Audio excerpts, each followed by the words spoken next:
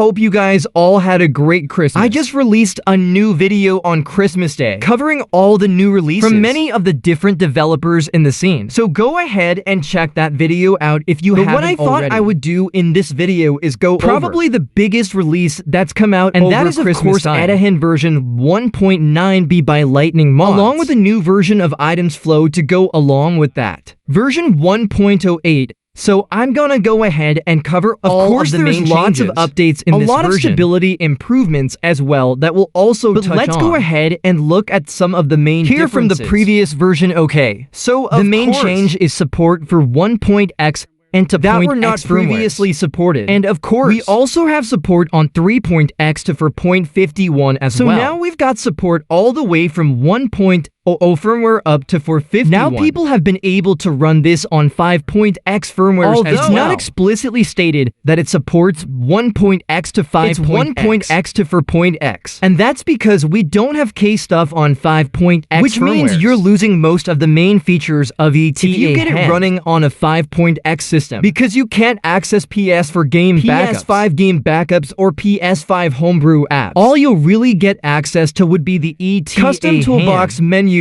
in the settings.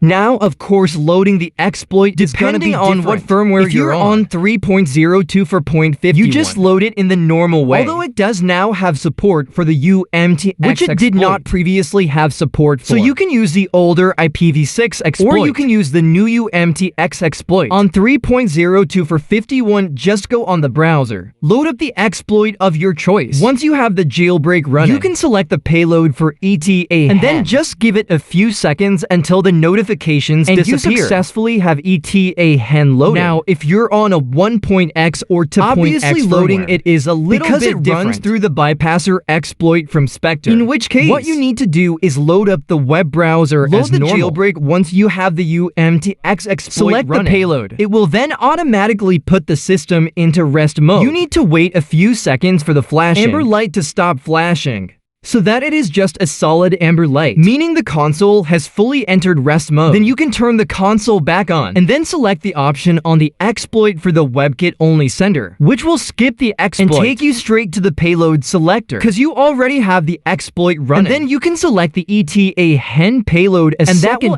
actually get etaHEN loaded. Now, during the load-up step, it does warn you that it will kind of freeze the screen for a few seconds, so don't worry about that. That is intended behavior. Just give it a few seconds. It will unfreeze and it will load etaHEN successfully. And that is how you get etaHEN loaded on both versions. So if we take a look here, go into the settings, and we'll scroll down to our debug settings, which takes us to the etaHEN toolbox. So first of all, we've got the plugins. So there's a new option in the plugins. We've got the startup menu and the regular menu. So the regular plugins menu allows you to just enable and disable plugins directly. So we can just select the option there for Illusion's cheat plugin, and it will load it automatically for us. Or we can select it again and it will disable the plugin. And then we also have the startup menu, which allows you to select a plugin to load automatically on etaHEN. Start up that way. You don't have to manually go into the plugins and start enabling the plugins. One by one, you can just have the ones you want enabled automatically when etaHEN launches. So those are the differences between those two menus there. Then we have the remote play option here. This will allow you to connect a remote device. It gives you the PIN code, but it will also give you your account ID as a base 64 string, which is needed for third-party remote play clients like Chucky to be able to connect to the console. So you can use that to connect your remote devices, which is very handy. Then we also have the utility section. And in here, we've got a new external HDD menu, and this will give you access to unmount and mount your external hard drive, as well as format the external hard drive, and give you the format version of the external hard drive as well.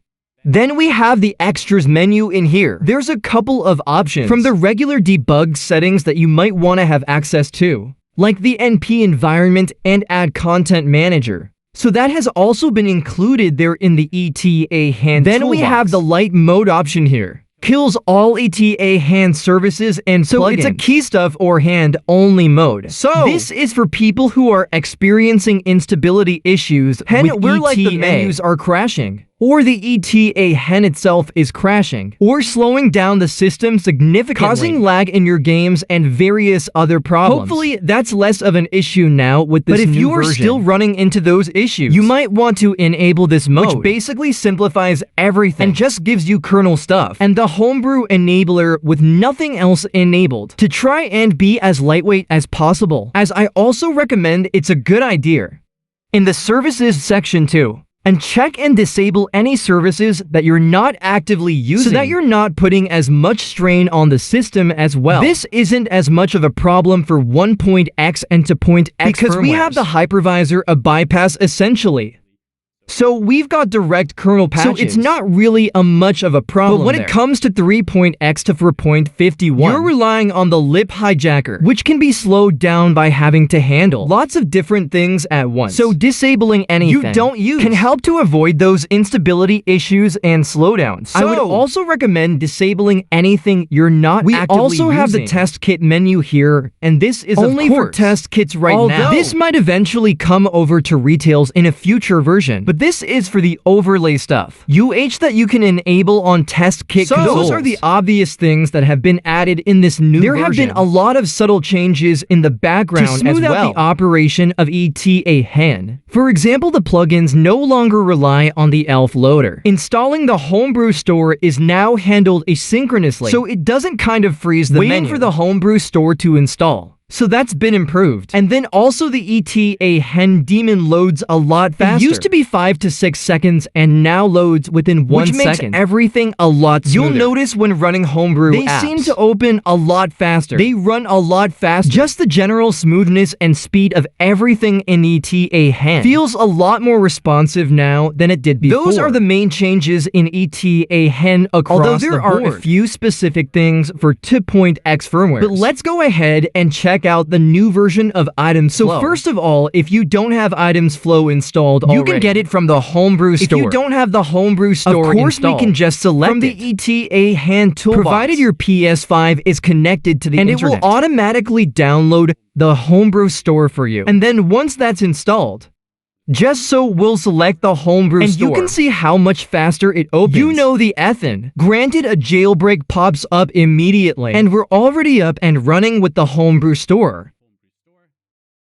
I love how much faster this loads as well compared to the PS4. So all we're gonna do now is select items, and we'll download and install the latest version there of Itemzflow. And once Itemzflow finishes installing and it says it's ready to use, you can just hit the options to close out of the Homebrew store. And now we have Itemzflow ready that we can also launch. So that is what we like to see, and we now have this up and running. So there haven't really been that many changes added to this new version of Itemzflow. The main difference that you'll notice across all firmwares is that there's now been a check added to make sure that game executables are fake signed upon launch. And we also have updated versions of illusion cheats that have been added in this version as well. So those are the only real changes across the board. The thing about checking to see if the game executables are fake signed. That's for your game dumps when you dump a PS5 game. The executables are decrypted. If you just try and immediately run that in Itemzflow, it will not work because the executables need to be fake signed. So this just adds an extra check so that if they're not fake signed, it will tell you that, so that you know that there's an issue with your game dump. And that's why it's not working. If you want to know how to properly make PS5 I do have a tutorial on that I made around this time last year. That goes over the entire process, including how to fake sign the executables. But anyway, that's the main changes that have been made. But what we do have is for 2.xx only. We have added game decryption support to the Itemzflow dumper.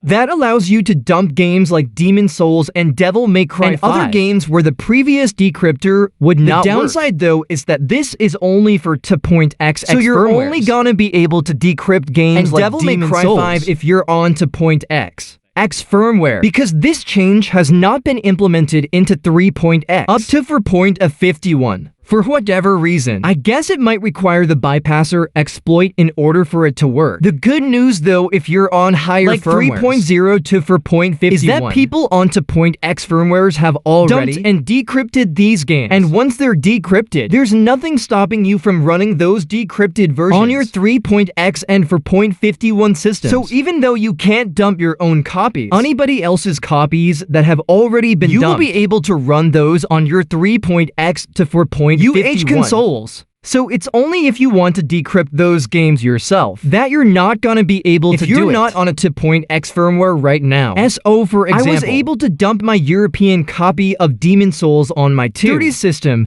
and then I was able to turn that into a playable backup I was able to load on my 4.03 system with an older version of Itemzflow. And when I was testing this a little while ago, yeah, you can definitely run those decrypted games on those higher firmwares, even though you can't decrypt them on those firmwares themselves. And then also for .xx, we have added support for a directory depth patch.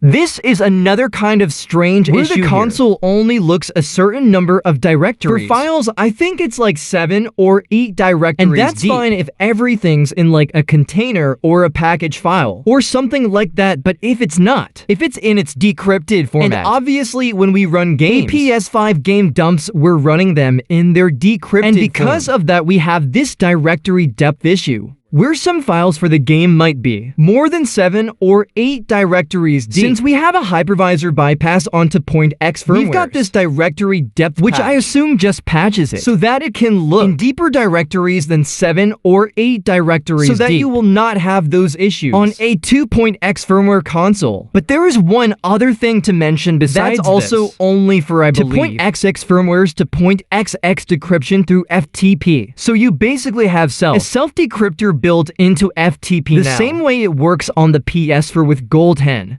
So whenever you transfer an executable for a game over, for example, when you run a game, it gets loaded into the sandbox directory. So you have all of the game files, and you can actually just dump copying all of the game files from the sandbox directory through FTP over to your computer. And that gets you a dump of the game, but it never decrypted the executable files, so that dump was essentially useless. You wouldn't be able to run it at any point. But what it can do now is it will automatically decrypt the executables, like the C modules and the eboot.bin, whenever you transfer one of those executable files over to your computer. It gets automatically decrypted, and then the decrypted version gets transferred over to your computer. So that effectively means that you could dump PS5 games through instead FTP. Of using Itemzflow if you wanted to. So that is another option. Only available for .x firmwares and right just now. Handy as well if you want to analyze you can just drag and drop an executable from and FTP. It will automatically decrypt it and transfer it to your computer so that you can analyze the decrypted version. All across the board, a great update from Lightning Mods. Now, there are some issues at the moment with people on particularly some 3.x I think firmware. Having issues right now with the etaHEN not loading correctly. I'm sure Lightning Mods will resolve those issues. I think he was mostly focused on 1.x and to .x firmware support in this version, and may not have had enough time to fully test out versions 3.0 up to 4.51. So if you are having any problems with I recommend just right waiting now. A little bit for Lightning Mods, a new version that will fix some of these little issues. So anyway, that's it for this one. Hope you guys enjoyed this video or found the information useful. Please leave a like and once again, I'll hope